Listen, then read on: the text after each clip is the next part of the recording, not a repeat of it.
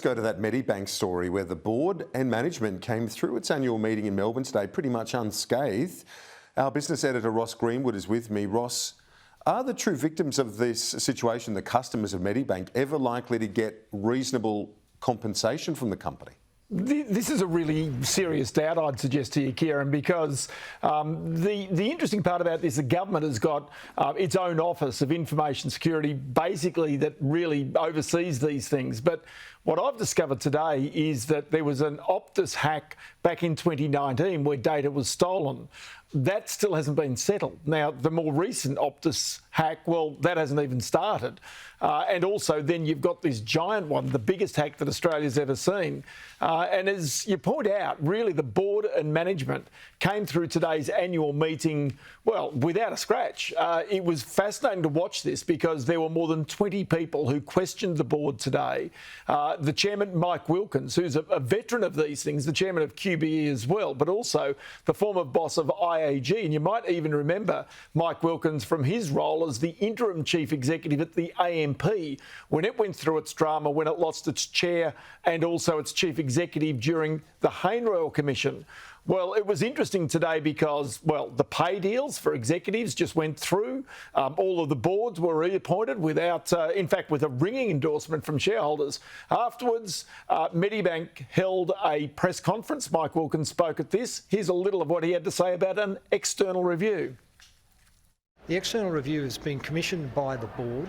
We have asked Deloitte to undertake that review.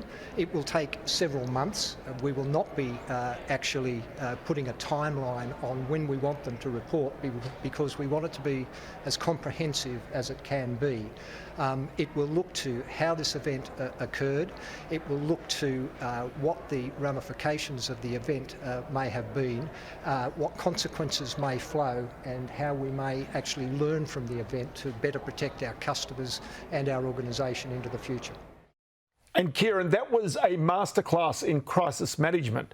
So what you do when you get into trouble in these circumstances is you appoint an external reviewer and you give them no time period as to which they'll report. And as a result of that, anytime anybody asks you a question about this scandal, you can say, oh, it's the subject of an external review. We can't talk about that. Just as Mike Wilkins today again avoided questions by saying, oh, that's the subject of an Australian Federal Police review. So what I'm trying to say to you here is that right now, Medibank and its board, Mike Wilkins, the chair, are trying to kick the can way, way down the road so they don't have to answer questions about this, which to me, I know that they're apologising a lot and they're saying this is terrible, but they're trying to get some space between this hack and really when they have to be held accountable for it. Let's have a quick look while we're here at the Medibank share price. Now, it did fall when the hack first came out, but in the last little while, it's been pretty stable. So this is the intraday move today, up 0.5%. It really didn't do too much one way or the other. And so you can really see here, where is the hurt to Medibank for what is Australia's most significant hacking scandal? Yeah, it's a very good point, and that crisis management, an interesting subtext of all of that. A new wages information today, if we turn our attention to this data out today, it suggests that wages are starting to pick up as inflation rises, Ross.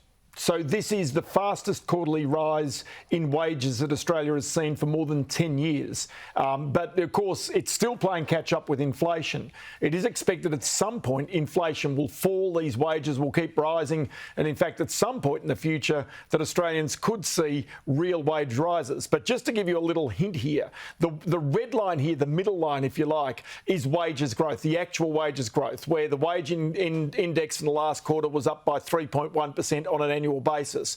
The light blue line, the one that's going up there, that's inflation, underlying inflation. So it's the one that's the chosen method of the Reserve Bank to assess inflation.